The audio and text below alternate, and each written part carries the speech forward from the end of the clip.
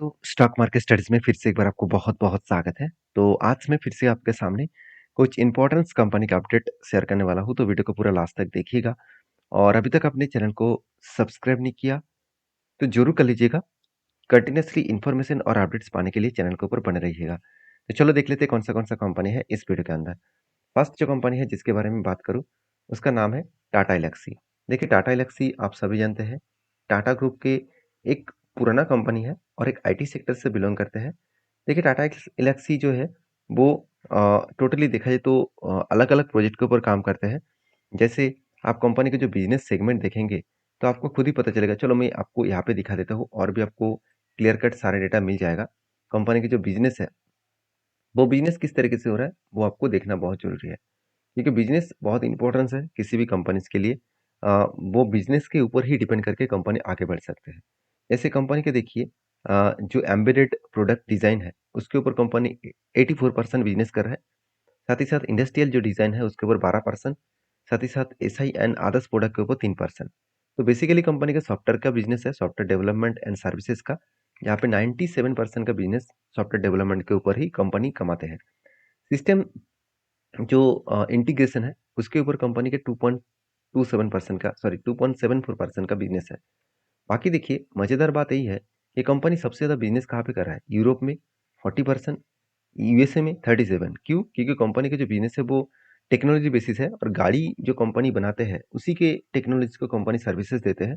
तो यूरोप में ज़्यादा से ज़्यादा लग्ज़रीज़ गाड़ियाँ आपको देखने को मिलेगा। तो इसीलिए यूरोप कंट्रीज़ को वो ज़्यादा से ज़्यादा सर्विसेज़ प्रोडक्ट को सेल आउट करते हैं। इसमें 37%, इंडिया में 16% और अदर्स में 5%। और देखिए कंपनी ऑटो सेगमेंट के ऊपर ही सबसे ज़्यादा काम कर रहा है 46%, और मीडिया के कम्युनिकेशन के ऊपर 37% और हेल्थ केयर सिस्टम के ऊपर 15%।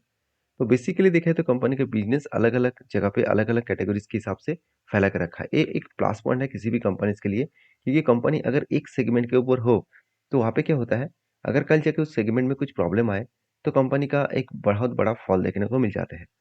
ये उसी तरीके से अगर देखा जाए तो कंपनी खुद के बिज़नेस को डाइवर्सिफ़ाइड करके रखे हैं, तो उसी लेवल्स में देखा तो हमेशा आपको अच्छा खासा ग्रोथ देखने को मिल जाएगा। एक सेगमेंट में अगर उसका कोई कमियाँ भी है, तो बाकी सेगमेंट उसको रिकवरी कर देगा। तो कहने का मतलब है, आप भी जब कोई स्टॉक मार्केट में काम करेंगे, तो एक कंपनीज़ के ऊपर, 2 कंपनीज़ के ऊपर काम मत करिएगा। एट लीस्ट आप डाइवर्सिफ़ाइड करके रखिए अलग-अलग सेक्टर के ऊपर, अलग-अलग सेगमेंट के ऊपर। तो वहाँ पे होगा क्या, आपको एक मतलब प्रोटेक्शन भी मिलेगा, एक आपको अच्छा खासा प्रोटेक्शन मिल मिल सकता है। तो देखिए कंपनीज़ के ऊपर एक बहुत बड़ा अपडेट है, जो अपडेट मैं आपके साथ शेयर करूँगा। तो वो अपडेट क्या है आप देख सकते हैं, 1:1 का बोनस कंपनी यहाँ पे देने वाला है। तो 1:1 का बोनस देने वाला है और 24 का डिविडेंड्स भी कंपनी देने वाला है। तो यहाँ पे देख सकते हैं, उसके साथ-साथ प्रभुदास जो लीलाधर जो म्यूचुअल फंड कंपनी है, वो रिकमेंड भी कर रहा है बाय करने का टाटा ग्रुप के आईटी स्टॉक का, जिसका नाम है टाटा एल्क्सी। आप खुद ही देख सकते हैं, Tata group IT stock Tata Elxsi. उन्होंने क्या कहा कि इस कंपनी का टारगेट जो है वो 8,900 से 9,000 तक जाने वाले हैं। तो एक बहुत बड़ा अपडेट है, क्योंकि कंपनी डिविडेंड उसके साथ-साथ बोनस भी देने वाला है। तो कब बोनस मिलेगा, कब डिविडेंड मिलेगा, उसका अपडेट जब आएगा मैं आपके साथ शेयर भी करूँगा। तो फाइनली इस कंपनी के ऊपर एक अपडेट मैं आपके साथ शेयर किया हूँ। अभी फाइनली इस कंपनी के टेक्निकली चार्ट पैटर्न्स के बारे में बात करूँगा। तो आप देखेंगे तो कंपनी का जो बिज़नेस है वो किस तरीके से ग्रोथ कर रहा है ऑब्वियसली। उसके साथ-साथ मैंने कंपनी के ऊपर एक डिसीज़न लिया।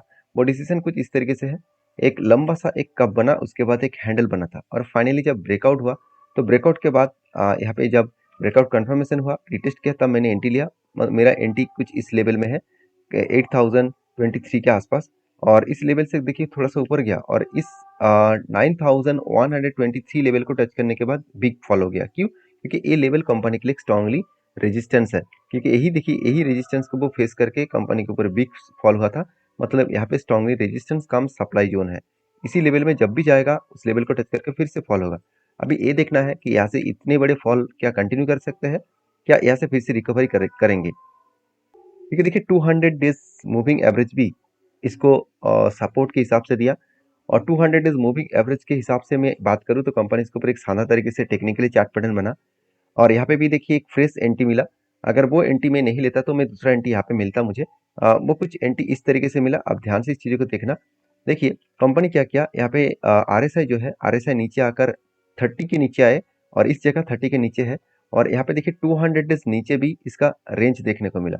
200 डेज ईएमए के नीचे इसका रेंज दिखा, मतलब यहाँ पे कंपनी का एक बेस्ट पॉइंट ऑफ व्यू से देखा है तो कंपनी का देखिए आरएसआई भी यहाँ पे नीचे है, उसके साथ साथ साथ 200 डेज मूविंग एवरेज के नीचे भी इस कैंडल देखने को मिला, क्लोजिंग देखने को मिला। तो इस लेवल में एंटी बनेगा और एंटी मेरा इस लेवल में भी अगर मैं पहले एंटी नहीं लेता तो मैं यहाँ पे एंटी लेता और मेरा टारगेट होता जो आरएसआई अगर टॉप लेवल में पहुंचे, मतलब इस लेवल को टच करे, इस लेवल को ब्रेक करे, कुछ इस तरीके से अगर ब्रेकआउट करे तो मैं एग्जिट कर लेता।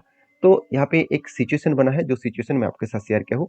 तो आप इस सिचुएशन को वेरीफाई करिए, बैक टेस्टिंग करिए, क्या इसी तरीके से पहले भी इसी तरीके से कोई पैटर्न्स मिला था, क्या इसी तरीके से कोई एंटी मिला था, तो जरूर उस जगह को फॉलो अप करिए और वहाँ पे आप काम कर सकते हैं। आप देख सकते हैं, मैं आपको एक एग्जांपल दे रहा हूँ। देखिए यहाँ पे क्या हुआ, यहाँ पे देखिए 200 डेज ईएमए के नीचे आया और यहाँ पे देखिए लोअर साइड का ये जो रेंज है, इस रेंज को अगर मैं मार्किंग करूँ तो आप देख सकते हैं इस रेंज कहाँ पे हुआ, यहाँ पे हुआ, मतलब इस जगह पे एंटी बना था।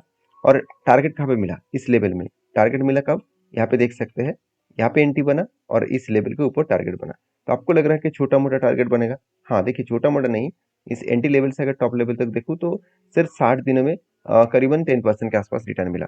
तो कोई बात नहीं, इस तरीके से आप पैटर्न्स को फॉलो कर देख सकते हैं, फॉलो अप कर सकते हैं। इस पैटर्न्स को स्टडी करिए, उसके बाद काम करिए। तो नेक्स्ट जो कंपनी उसके बारे में बात करें, उसका नाम है पॉलीकैब। देखिए पॉलीकैब के ऊपर मैं पहले बोल चुका हूँ कि पॉलीकैब के जो अभी सिचुएशन है, उस सिचुएशन के हिसाब से बात करूँ, देखिए पॉलीकैब जिस तरीके से यहाँ से बाउंस बैक किया था, उसी तरीके से इस लेवल को टच करने से पहले ही बाउंस बैक किया।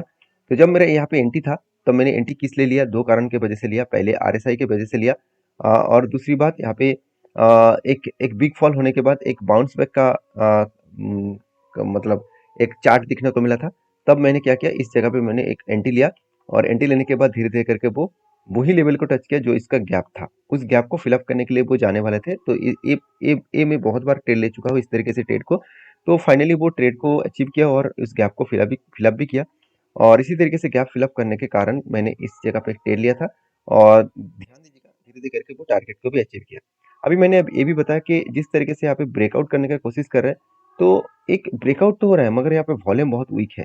मतलब अभी आपको फॉल्स ब्रेकआउट के हिसाब से भी दिखा सकते हैं, यहाँ से बिग क्रैश भी हो सकते हैं। तो यहाँ पे कुछ ट्रेड लेना बहुत बड़ा रिस्की होगा।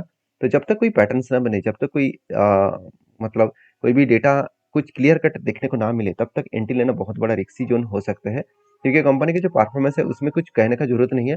सिर्फ एक चीज मैं आपको दिखाने वाला हूँ, कंपनी का जो कैपेक्स है उसके बारे में बात करूँ तो आप देख सकते हैं कंपनी का कैपेक्स एक अलग लेवल में ग्रोथ हो रहा है। अलग लेवल में हर साल में देखेंगे तो कंपनी का कैपेक्स अलग लेवल में ग्रोथ हो रहा है। इस बार कंपनी 600 करोड़ तक कंपनी कैपेक्स को लेके गए, मतलब बेस्ट तरीके से कैपेक्स को ग्रोथ होता देखने को मिले। और साथ ही साथ कंपनी के जो मार्केट शेयर है उसमें आप देखेंगे तो 23%, जो वायर एंड केबल का बिजनेस है उसमें 23% मार्केट शेयर कंपनी अकेला लेके रखा है। क्योंकि कंपनी के जो बिजनेस सेगमेंट है ऑल ओवर इंडिया में 93% और रेस्ट ऑफ वर्ल्ड में 6.2% का बिजनेस चल रहा है।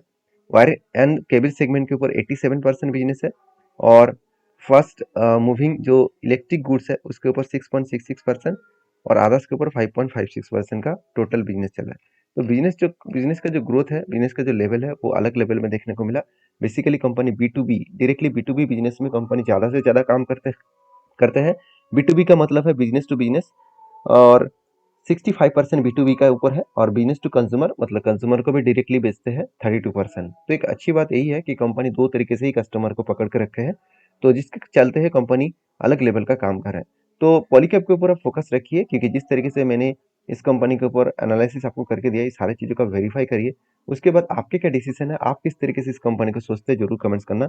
एज ए लॉन्ग टर्म के लिए आपकी क्या राय है, एज ए स्विंग बेसिस में आपकी क्या राय है, मुझे कमेंट्स करके बता सकते हैं। मेरे जो अपडेट है वो मैं आपके साथ शेयर किया हूँ, तो प्लीज़ मेरे वीडियो से कुछ नया सीखने को मिले तो एक लाइक कर देना। तो नेक्स्ट जो कंपनी उसका नाम है फीबी फिनटेक, जिसको हम लोग पॉलिसी बाजार नाम से जानते हैं। तो बहुत दिनों के बाद इस कंपनी के ऊपर ट्रेड मुझे मिला, वो ट्रेड में कंटिन्यू कर रहा हूँ क्योंकि उसके पीछे एक रीजन भी है। अगर मैं क्वार्टर रिजल्ट के बारे में बात करूँ तो रिजल्ट में देखिए इतने दिनों के लॉस होने के बाद कंपनी फाइनली प्रॉफिट मेंटेन्स किया। फाइनली वो प्रॉफिट दिखाया, क्योंकि इतने दिनों से कोई भी क्वार्टर्स में कंपनी प्रॉफिट नहीं दिखाया।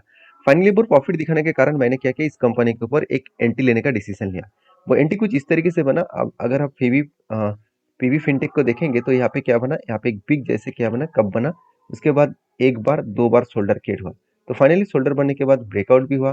ब्रेकआउट होने के बाद देखिए, ब्रेकआउट होने के बाद रिटेस्ट भी किया। उसके बाद देखिए धीरे, मैं आपको बार बार यही चीज बोलता रहता हूँ कि कोई कंपनी अगर लंबा जाने के बाद ब्रेकआउट करते हैं, उसके बाद अगर रिटेस्ट करे उसके बाद अगर फिर से जर्नी करना स्टार्ट करें तो सोचिएगा वो जर्नी आपको लंबा दिखेगा और करीबन 1250 तक इसका टारगेट रहेगा। 1250 तक इसका टारगेट टारगेट में लेकर चलो। क्यों? क्योंकि ये जो कप का जो साइज है, ये जो कप का साइज है, यही इसी साइज ऊपर टारगेट बन रहा है। तो यहाँ पे देखिए कंपनी का जो लाइफ टाइम हाई है, उसी लाइफ टाइम हाई के नीचे बना है, तो पॉसिबिलिटी हाई है कि कंपनी टारगेट को अचीव कर सकते हैं। तो देखिए कंपनी इसके ऊपर यू टर्न पैटर्न जैसे बनना है, तो यू टर्न पैटर्न के हिसाब से बताया जाए तो कंपनी लाइफ टाइम हाई को भी टच कर सकते हैं। मगर मेरा उतना दूर तक टारगेट नहीं है, जो मेरा टारगेट लेके चल रहा हूँ उस टारगेट तक मैं इंतजार करूंगा। कोई छोटा मोटा टारगेट नहीं है, 54% के आसपास टारगेट है।